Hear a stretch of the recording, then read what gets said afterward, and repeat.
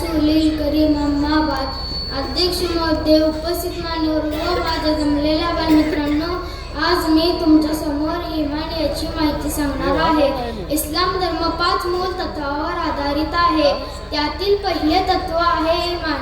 ईमान म्हणजे मनाचे पूर्ण अधिष्ठान. या तत्वाचे बोल आहेत ला इलाहा इल्लल्लाह मुहम्मदुर रसूलुल्लाह सल्लल्लाहु अलैहि वसल्लम. याचा अर्थ अल्लाच्या शिवाय कोणीही पूजनीय नाही व मोहम्मद सल्लल्लाहु अलैहि वसल्लम अल्लाचे रसूल आहेत. या तत्वाचा विचार करताच आपण आपल्या सोबती पहा.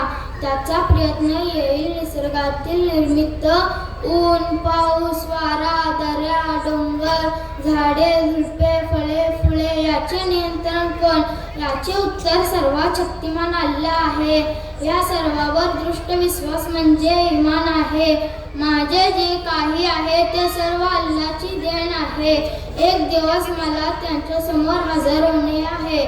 इस्लामला मानणाऱ्या प्रत्येकाला माहिती आहे की अल्लाहने मानवाच्या हितासाठी कमी जास्त 1,24,000 पैगंबर म्हणजे प्रसिद्ध या जगावर अवतरले. त्यांची प्रत्येकाची शिकवण एकच की मनोभावेने ला इलाहा इल्लल्लाह म्हणाल व अचानक आणा व सफल व्हा. एवढे बोलून मी माझे वाक्य पूर्ण करतो.